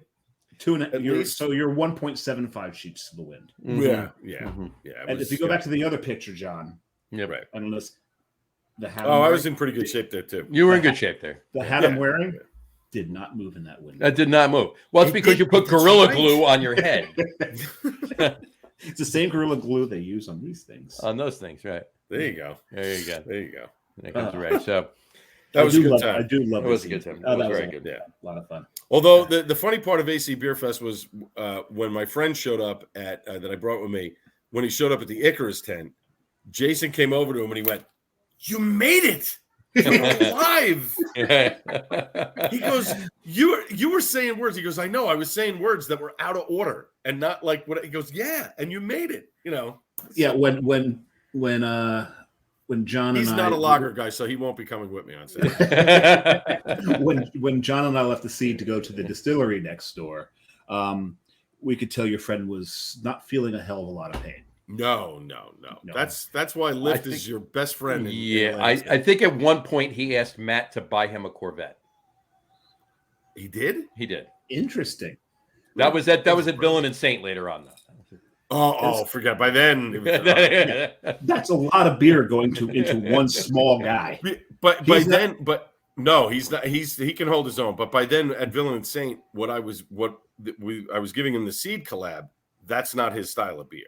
No, right. So he's an IPA guy. He's an IPA guy. So yeah. If he comes on Saturday, he can just drink yacht juice. Yeah. See, the funny thing is, I was going to say, look, they got the one on tap, but then he might drink Jason dry. That might not be. His wife would be a little angry with me. So Yeah, exactly. Yeah, Jason wouldn't be. No, not at all. He might have another barrel or two of it. He may have another bright tank full of it somewhere. Yeah. Anyway, all right. Well, speaking of Duck Donuts, right. Whatchamacallit, our top 3 list tonight that we decided to do, and it's in honor, kind of, sorta. Okay, so most of my brain power during the day is taken up by my day job. I have to think far too hard for that. And the commute home too. So. Oh God, the commute home's brutal. Dodging all the tourists in New York City because, Al knows this full well. But Al, I'll tell you right now, I come out of the door into the Flatiron District in front of Italy. Right. Then I have to walk up Broadway, and I got to get through Herald Square. Oof. From Herald Square, I then have to work my way to Port Authority. Mm-hmm. Mm-hmm. So there's no tourist traffic whatsoever on my commute. It's all tourists. It's nothing. I would say the corridor you take is the tourist corridor. Yes, there's pretty much. There's no escape. There's no escape unless you cut sideways. What I did today is I cut 8th Avenue. I cut west. West, and I hit 8th Avenue at MSG. Mm-hmm. Okay, yeah, then you can. But I zigzag. I zigzag because what I did is I started. If you're on 23rd and you got to zigzag up to 30. Well, no, here's the problem. If I come out, if I make a left, I'm on 24th. If I head towards 8th by there, I'm not making it to 8th because I got to pass Barcade. Right. Because Barcade's right there. Yeah, you're not doing that. Yeah, and I wouldn't be here sitting talking to you guys if I had to do that. No, you'd be sitting in Barcade on your phone talking. Right. And if I go up 7 too much and cut over to the 8th at the wrong time, I'm going past. I just forgot. Haymaker. Oh God! If you put me in Haymaker, oh my God, I could stay there all night. That place is phenomenal. Absolutely. The small plates, I will eat the small plates all night long, and I will exhaust their beer list. The food is phenomenal. It is so good. Everybody talks about the beer. The food there is fantastic. Yes, Haymaker. Really good. So these are 2 possible places where I can stop and just not make it home. Right, and you just need to avoid both of them. So avoid those. So today I got up to 26th, turned, got over to 7th. Took one more block, then got up to 8th, bypassing Haymaker the whole time. There you go. Is the Bye Bye Baby still there on 26th? Not. Is it closed? No, I think that's gone. That's where I went to my broadcasting school. Center for the Media Arts was on 26th. Center for Media Arts was on 26th. Yes, it was. Yeah. Yep. So I know the area very well. Mm-hmm. Very well. But the problem with tourists, I don't care that they're in the city. Don't stop every 3 feet to look up and take a picture. I want to punch you right in the head. Actually, like you have to keep moving or move to the side. Understand that there are people behind you. Right. My favorite is tourist lanes on the sidewalks. Tourist lanes on the sidewalks. Yeah, they need bike lanes, bus lanes, tourist lanes. Forget the bike lanes. None of those guys follow the rules. They don't. No. They don't follow the rules, but they want all the pedestrians to follow the rules, and they will curse you out. And one of these days, and I've said it on the show before, I'm going to clothesline a motherfucker off their bike. Can I tell you? This is satire, less than folks. 4 people. No, it's not. Nah, I don't know about that. No, he knows. Four Al knows. times last night. Four times I know last night too, as I was Argentina. leaving. 4 times last night as I was leaving on Rector Street to make a right turn to head down Broadway. Mm-hmm. These guys, these delivery bikes, coming the wrong way. Oh yeah, and they're blowing and their horn looking you. at me as if I'm the one in the wrong. Like, dude, I'll just hit the gas. It's over. You're gone, and I keep going. You can take as many pictures as you want. You can take him out with the car. I'm going to take him out with a stiff arm. It's getting ridiculous with these bikes. And the way that area of Lower Broadway is now, you have a bus lane, the car lane, the bike lane. Oh no, parking, and then a bike lane. And where do the bikes? The bike lane is inside the parking. In the bus lane. Yeah, the bikes ride in the bus lane. Mm-hmm. Mm-hmm. You can't move. If somebody double parks, you're pushed over to the bus lane. It's a nightmare. Yes, Absolute nightmare. And they all stand in the middle of the street to take a picture of the bull. That's the best one. I'm blowing my horn, and they're looking at me, and I'm like, "You're in the middle of the street, and I'm not stopping. I want to go home. Go in front of the way. bull, right? or do like almost all the other no, tourists you can't. do, or do like all the other tourists do. Get underneath it with the balls on your forehead and take that Right. shot. You're out of traffic at least. If you get in front of the bull, you're in the street because the road forks. So either way, you're stuck. It's like, dude, folks, just get off the street. Yeah. Horrible. Crazy. My question is, why is there a bull statue, not a bear statue there? Where's the bear statue? Well, they That's a want great question. Yeah, I would imagine because they don't want there to be a bear bear market. And maybe that's the whole And reason. the bull, right the the bull answer. was made by an Italian who brought it over. I believe brought it over from Italy. Mhm. But And then at one point, yeah, it was, yeah. yeah. Wait a And second. then at one point, they had the Lamborghini- girl. Isn't that the Lamborghini logo? No, I don't think so. But at one point, the girl who was standing in front of the No, bull. the Lamborghini logo is a bull. That's But I not don't that think- bull's not the Lamborghini. Not Yeah, that bull. that's not the right. Right. But I understand. But Yeah, the- I understand the connection. Yeah, The girl that was in front of the bull, The Defiant they girl. moved right. The Defiant girl, they moved her to in front of Wall Street. Right. Okay, So she sits in front of Wall Street. When you walk past Wall Street, you can see her and you can take pictures. gotcha. But there was talk that they were going to move the bull somewhere else, but it looks like it's going to stay there for now. As annoying as it is, you can't really move it. It's where No, it's an icon. It's a part of it. It's a part of that part. It's It of the belongs fabric there. of that Icon of the part fabric of the financial district. Yeah, right? exactly. Yeah. Exactly. That's where it belongs. Yeah. But Yep. the other thing that the tourists, you get an intersection. You get a bunch coming in on the avenue. You get a bunch Right. coming in on the street, and they all stop, blocking up the whole sidewalk on the corner, while both groups wait for the white walk signal. Nobody in New York who walks in New York waits for the white walks. If flashing hand, you go. Right. You go until you see a car move. And Right. if no it's cars red, coming, you go. Go. There's no waiting. Bye. You know, Yeah, we and got you somewhere to gotta- go. And if you're like a couple people I know, even if it's a red or orange, don't walk with a steady hand. Still walking. And cars coming, they're still going. So, Oh yeah. Yeah. Well, it depends upon how fast they're going, how much of a gap there is, and if you still have momentum. Well, it's almost like Frogger, right? Oh, I can get over to the middle of the street. This one will pass. I'll wait for that one, and then I'll go. Yeah, you know. yeah. It's, Right. and the thing is, and if you can't there, you make the left or the right. You head down the street, and if there's a gap in traffic there, Mhm. then you remember that whole thing: walk on the green, but not in between. Sure. Yes. Yeah, no one does Yes. that. No, Only Well, tourists. do not in that. New York. No, Cross not in in New agree, York. but not in between. No, you I like it. You cross between stopped traffic. That's when Right. you cross. I have to run off in a couple of minutes, so I just want to. I know you guys are doing this top 3 donut shops. Is that Uh-huh. the theme? Yeah. Instead of Yeah, let's do it. cupcakes? Let's let's do do it it. right now. That's All it. right. So here we So go. I'll give you my 3, and Oh, here no we go. particular Top- order. Tonight's top 3 list is the top 3 favorite donut places. Not That's cupcake where- places. Not cupcake. No particular order. You got Dunkin' it. Donuts, obviously. When they used to make them in the actual stores, Mhm. the store by me and Clark, they used to actually make the jelly donuts there. So and other donuts as well. Now everything's outsourced to one big warehouse or whatever. They Sure. make it and ship them Right. all over the place. But they used to actually make the jelly donuts there, and you knew because they'd come out, they were hot. Oh You know, yeah. you bite them open and the jelly would ooze out. That's when Dunkin' Donuts was great. Now it's a mess. When they were If you've in the ever been shop, on yeah. right, if you've ever been on Staten Island, Country Donuts is sort of the donut for Staten Island. Really? Yeah. I mean, I would take a note, but I try to avoid Staten Island. I know. I understand. Country Donuts has been around for a long time. The first one was open off of Richmond Terrace by the 120 precinct on the North Shore of Staten Island. I remember it because I used to go there with my dad in the 70s to go get donuts before we'd go to his gas station. So, Al, there's that thing where the product's great. Mm-hmm. The memory's greater. Right. Oh, yeah. 100%. And sometimes that memory makes the product better than it is. Absolutely. 100%. But Country Donuts is still okay. They're the kings of Staten Island. I think they have 3 or 4 locations across Staten Island. Everybody goes to them. They're great stuff.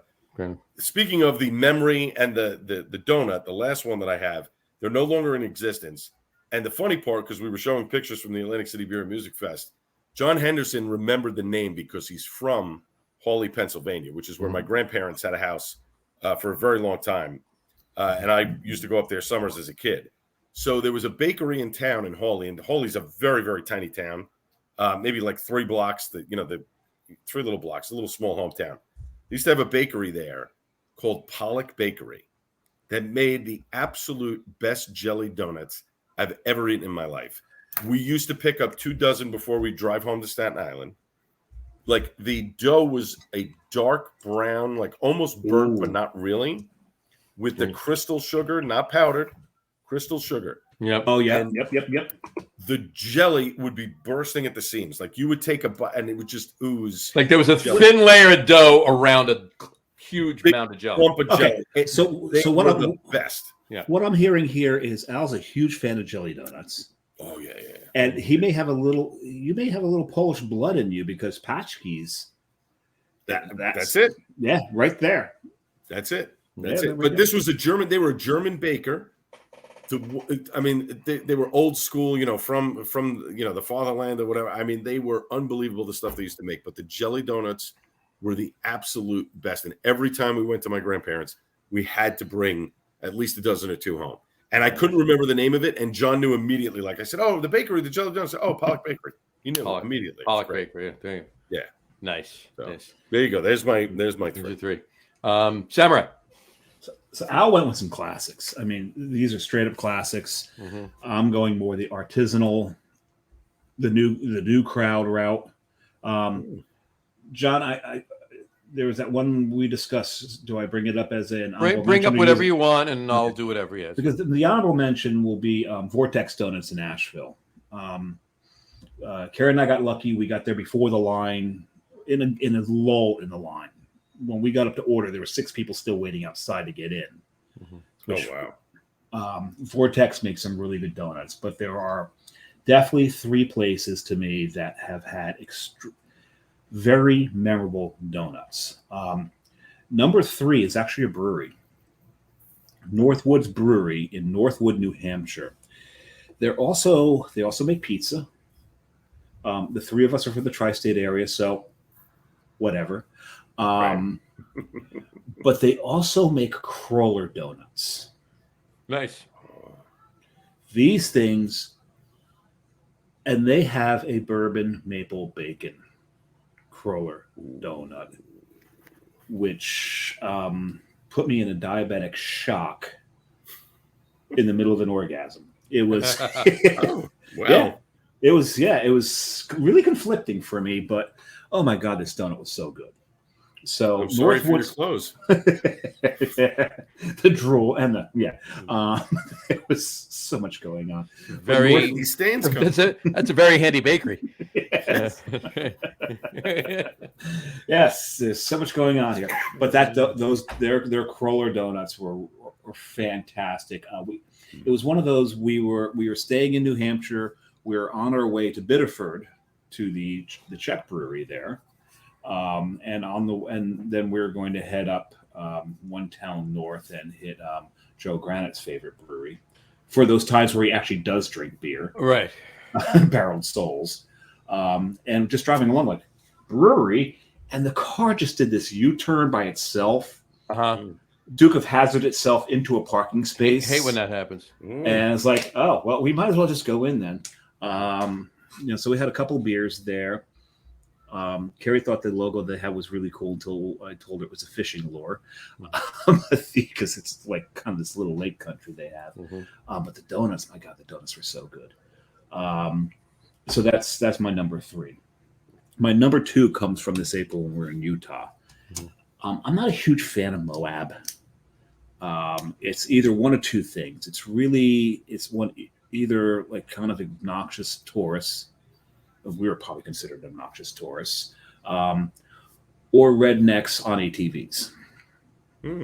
It's either or. You've either got the extreme sports people or the retired camper vans going through, full of retirees, smelling the mothballs. Like the vans were not retired. The people inside them. Yes. That's what. Thank you for enunciating that better than I did.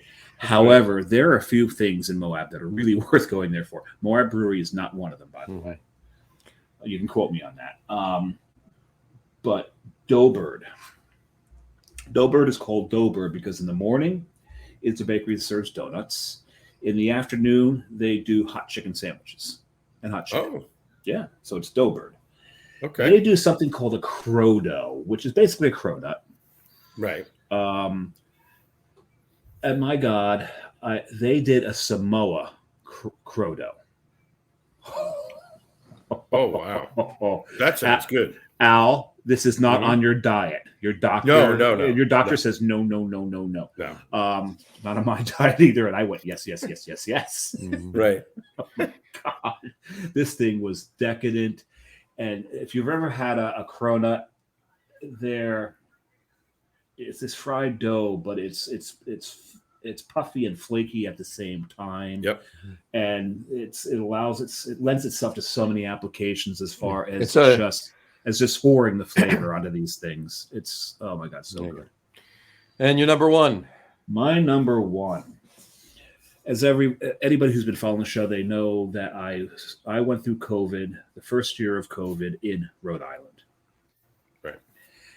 And there is a place in Rhode Island that has a line that will go 3 blocks when they are open, and that is PV Donuts. Now, PVD is the abbreviation for Providence. They are in Providence. They are on the portion of Providence, which is on the backside of the hill where Brown University is.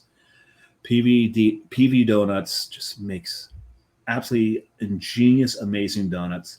My favorite is called the Blueberry Muffin Top. Nice.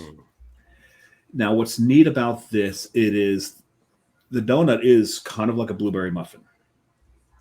And it is filled with blueberry cream.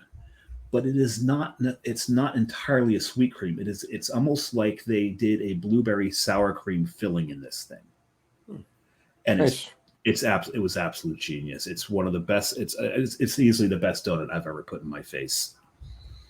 So they get number 1. Everything I've had from them is just inspired and amazing. Wow. So if you ever get to Providence, if there's a line, wait on the damn thing. You will not be disappointed. All right. The one thing I've learned in many cases for eateries, maybe not so much for breweries, but for eateries, if there's a line, get on the line. Even if you don't know what the hell they're serving, get on the line. Yeah, get on the line. There's a reason there's a line. And John knows full well how much I hate lines. Yep. I've said many times. I don't stand in line for beer. There you go. I hate standing in line for beer. But food items? Yeah. I will give you my 3. I'll roll them down really quick. Portland, Maine, Holy Donut. That's my number 3. A damn good donut. Very good donut. And their coffee's really good too. And their coffee's very good. Quick aside, Vortex Donuts, Dave mentioned it before. They have 2 different styles of donuts. You can either get the yeast donuts or the cake donuts. And they have the same donut for each. So you can, if whatever the donuts they have that day, you can get it in cake form or yeast risen dough form. Nice. Yeast, please. Yep. Oh yeah, you got to go with the yeast. Oh yeah. I'm a big fan of the French crawler Dunkin' Donuts. So my number 3, Holy Donut, Portland, Maine. My number 2, Blackbird Donuts in Boston. Fantastic donut shop. They have a couple locations. The original one was over in Fenway, literally 2 blocks around the corner from Fenway, off of Boylston. And they make one of the donuts they make, though. They do an everything bagel donut. So what they do is they actually have a regular donut. God, I hope Carrie's not listening to this because They have a regular donut. That means we're leaving tomorrow. And they coat the whole top of the donut is everything bagel seasoning. What's the name of the place? And it's filled with cream cheese. Oh, okay. Oh, yeah. That's all. Yep. Bird what? Yeah. But is it sweet? Or no, there's an element of sweetness to the dough. Cream cheese. But it's cream cheese. The cream cheese is right. Name the place again. Blackbird Donuts. Blackbird Donuts. If you scroll back on their if you go to their Instagram, you scroll back, probably about 5 years actually. If you scroll back on their Instagram back to I think it's like June of 2018, you're gonna see one of the photos on their Instagram is a hand holding an everything bagel donut. Would that be your hand? It would be my hand, right? It would be my hand. So, no other reason for him to bring this up. I'm Insta famous on Blackbird Donut. So anyway, and my number one, it's kind of taking the lead from Al. It's harken back to memories. The bakery's not there anymore. It's gone years ago now, but in Lyndhurst, New Jersey. I grew up in North Arlington, right next door, Lyndhurst, New Jersey, Bergen County. Mazur's Bakery. Mazur's Bakery, Sunday mornings would go there with my father. Every Sunday morning he would get a bag of rolls. Okay. And that would last for sandwiches that day. People, of course, back in the day, company would just show up unannounced, right? On a Sunday or at night or whatever. Boom, there's rolls there. There you go. Right. And, sandwiches or whatever. And then a couple of days during the week, because they lasted, but they were warm. I mean, I remember I'd always take a roll out of the bag on the way home. Like it just came out of the oven before I'm eating it, right? So it's hot, right? But the donuts that they had there, they had jelly donuts, fresh made, just like Al was describing the Pollock Bakery with the crystal sugar and everything else. But they did jelly sticks too. So they were longer, like elongated jelly donuts kind of thing. Tons of donuts. They don't do them anymore. No, they don't. They used to. No. Yeah. My father-in-law was a big fan of the jelly stick. Yeah. But these were, we'd get like 2 or 3 dozen donuts. And would anybody, even if just a fair amount of company just unannounced showed up on a Sunday, the donuts would barely last till Monday morning, with 2 or 3 dozen. So, but that's definitely my number one. That's cool. The one donut experience we have not brought up. And this is an experience that, say what you will about change. We brought up Dunkin' Donuts, but a Krispy Kreme glazed donut coming right off the conveyor belt. Oh, not this. I mean, it's close to heaven. Yes, the one on 23rd is still open. Yeah, you will get, and there's the big one. There's a new big one on 17 now, right? Mm-hmm. You are going to get second-degree burns on your fingers from eating this thing. Oh, yeah. And you're shoving it in your face anyway, scalding every piece of tissue that it's hitting, and you don't care because there's nothing. There's few things. You don't even chew it; it melts. It melts right in your mouth. Yep. And so one of our constant guests is Tom Mulvihill, and him and I have a mutual friend from the beer world, Stuart Picard. Stuart Picard, one year came over to visit Tom for Thanksgiving. He is from the north of England. He's from the north of England. So he wanted to experience this, and he would not let Tom take a day off of work to cart him around. He wanted to explore the U.S. on his own. The first thing that he did that really endeared us was when him describing him discovering Little Debbie's.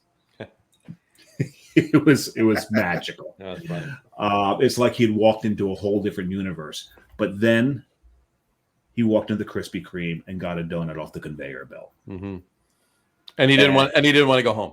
And he's like, I've never experienced anything like this in my life. I've got to find what he wrote about this. It was genius. He took a bite of it and he said, I now live here. I'm living right under the conveyor. Like Homer. So good. Anyway, my only problem with Krispy Kreme, their coffee is not good. Oh, the coffee's awful. It's like Tim Hortons. People used to rave about Tim Hortons when they were here. I'm like, their coffee is garbage. Yeah, it's not good. And the other problem I have with Tim Hortons is I love French crollers. I went and got a French croller. The donuts were awful too. The donuts are not. They're not that they're just awful. But the French croller, the glaze is okay. They're Canadian. I get it. It's maple glazed. Who maple glazes a French crawler? Nah. No, I love maple. A French Canadian. So it's a French Canadian crawler. Right.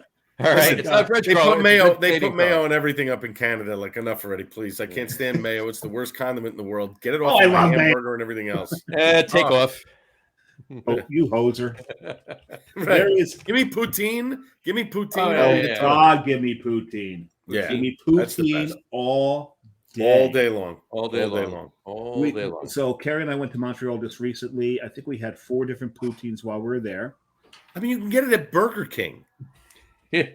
Yeah. They will poutine your fries at Burger King and McDonald's. Like, come on, really? Yeah, they Imagine will. if they did that here. Forget But it. if you don't, but you know why you get the poutine at McDonald's is so that you don't get asked if you want mayo with your French fries, because they will.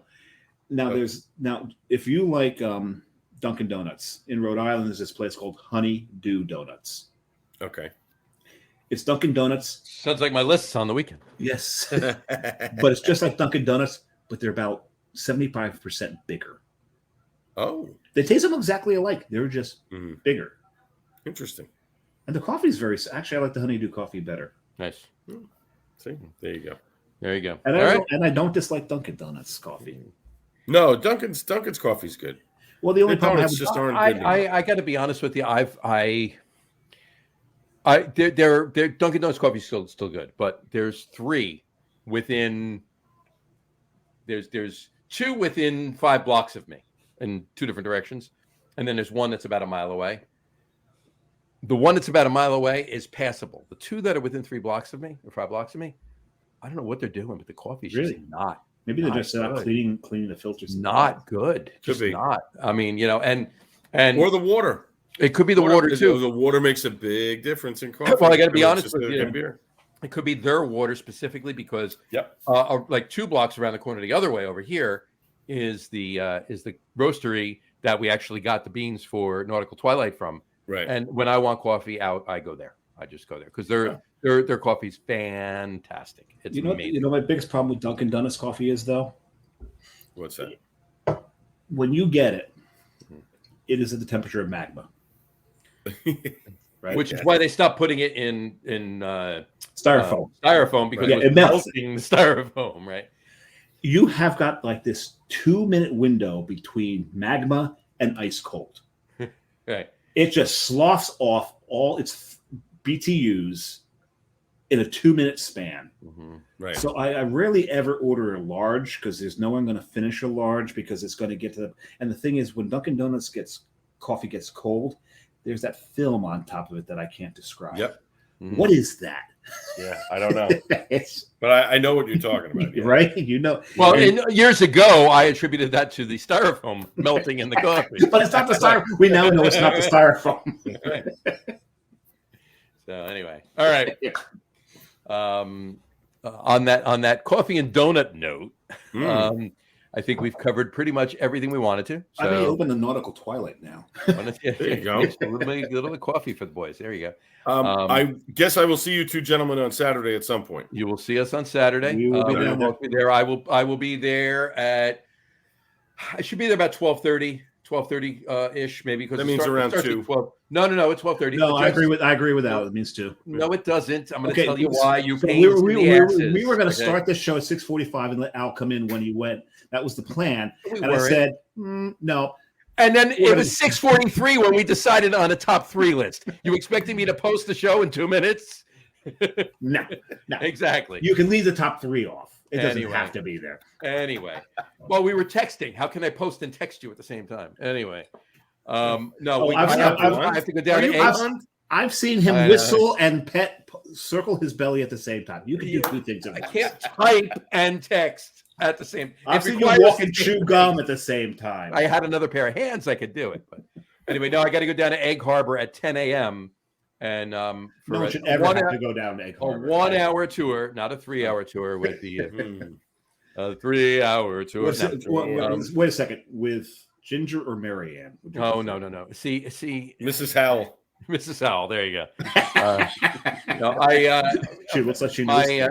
She got the money. Ginger or Marianne. I'm sorry, Marianne. Always, Marianne. Always Marianne. Now, I would not that not that Ginger would be a bad choice. I would just Samantha or Jeannie.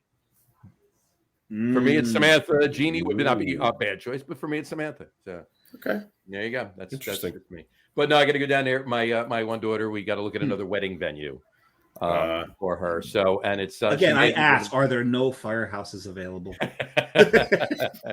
There's plenty. Try and convince her to want it there.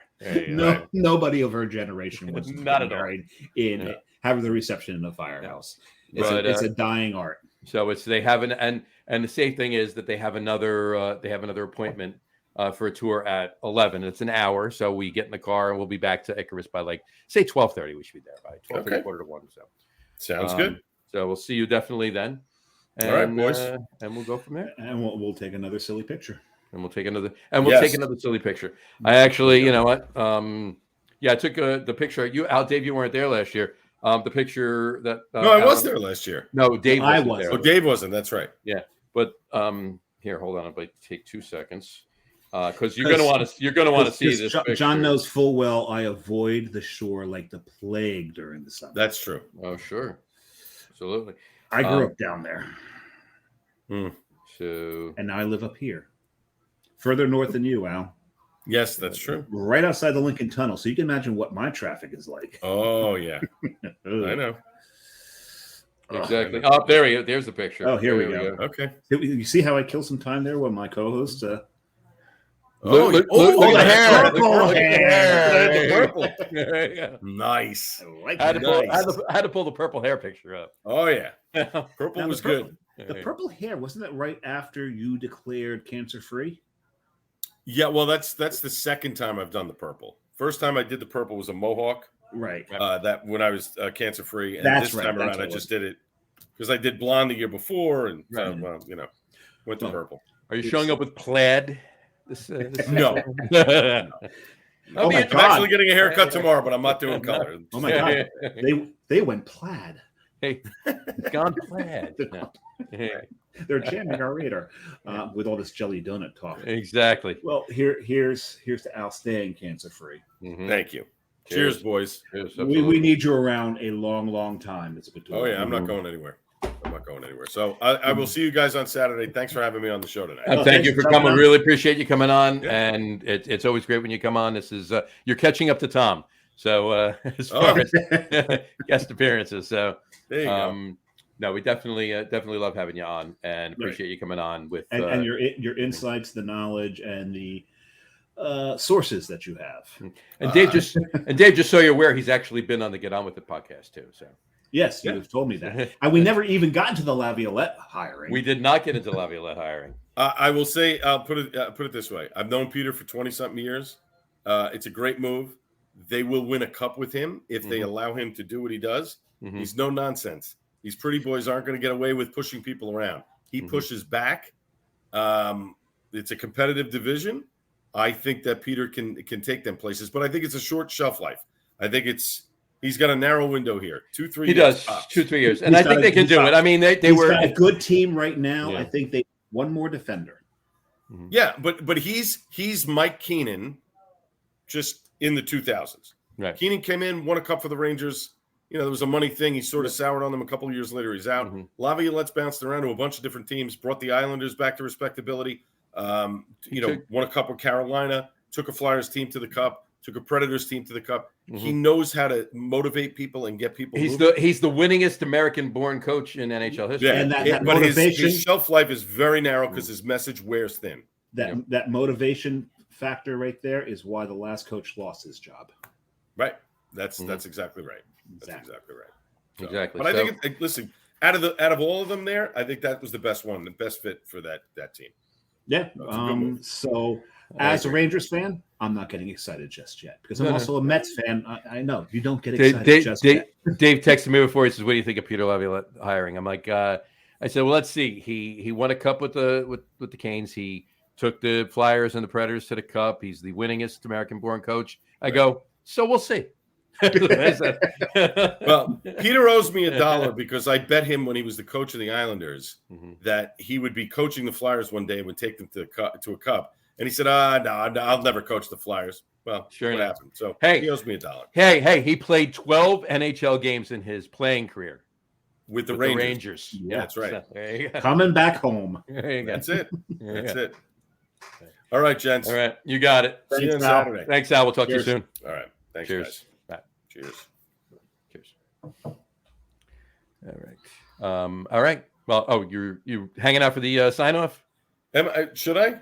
I might as well. It's up Might to as you. well. Yeah. Why Go not? for it. All right. Because Well, on that note, it's an impressive thing. That was the dramatic pause, so that That was the everybody dramatic would click pause. off. We thought you were It's gonna- like the Zoom. It's like the Zoom call when everyone goes bye. Bye. Everybody waves to one See another. ya. Goodbye. We expected you to Irish exit. I thought you were. I thought you were Irish. I thought you were Irish Okay. goodbying. So.